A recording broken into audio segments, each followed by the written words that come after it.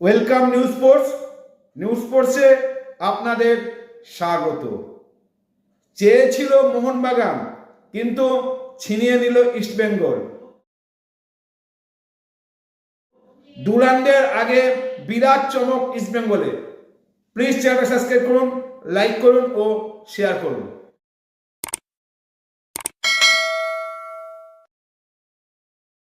ISL এর ক্লাবগুলো দল গড়ার কিন্তু কোনো খামতি রাখছে না। সব ক্লাবগুলোই ভালো মানের দল গড়ার চেষ্টা করছে। এই সময়ে কিন্তু সব থেকে এগিয়ে আছে ইস্টবেঙ্গল। ইস্টবেঙ্গল ক্লাব ঝড়ের গতিতে যেন এগিয়ে চলেছে। তারা সব ভালো ভালো প্লেয়ারদের সঙ্গে কন্ট্যাক্ট করছে। তারা যেমন দেশি তেমনি বিদেশি সব প্লেয়ারদের সঙ্গেই তারা অলরেডি যোগাযোগ করে রেখেছে। যেহেতু আইএসএল নিয়ে একটুখানি অনিশ্চয়তার মধ্যে আছে, তাই দল গড়ার কাজটা ওরা ধিমে চলনীতি নিয়েছে। কিন্তু এর মধ্যেই ইস্টবেঙ্গল দুটো বড় আপডেট জানিয়ে দিল। দুদিন আগেই ইস্টবেঙ্গল জানিয়েছিল তাদের মিডফিল্ডার সৌভিক চক্রবর্তীর সঙ্গে তারা 2 বছরের আরো কন্ট্রাক্ট এক্সটেনশন করেছে, মানে চুক্তির নবীকরণ করেছে।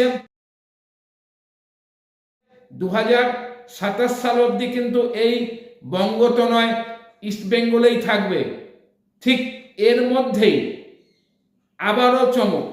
মোহনবাগান কিন্তু এই প্লেয়ারটার জন্য অনেকভাবে চেষ্টা করেছিল, তারা এজেন্টদের লেলিয়ে দিয়েছিল, কিন্তু সেই চেষ্টা বৃথা করেই, যদিও এই খবরটা অনেকের কাছেই আগে চলে এসছে, কিন্তু এটা একদম ইস্টবেঙ্গল ক্লাব একদম প্রেস বিজ্ঞপ্তি দিয়ে জানিয়ে দিয়েছে তাদের উদীয়মান প্লেয়ার কেরালিয়ান পিভি বিষ্ণুর সঙ্গে তারা 2028 সাল অবধি কন্ট্রাক্ট বাড়িয়ে নিয়েছে,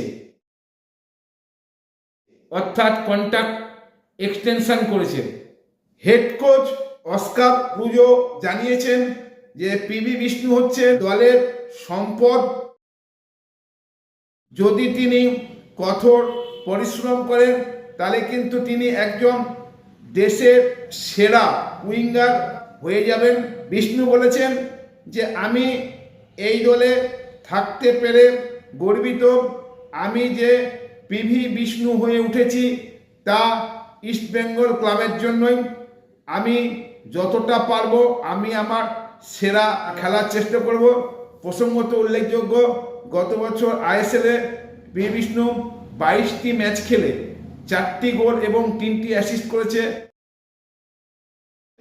সিএফএলেও তিনি কিন্তু 11টি গোল করেছিলেন। প্লিজ চ্যানেলটা সাবস্ক্রাইব করুন, লাইক করুন ও অনেক শেয়ার করুন।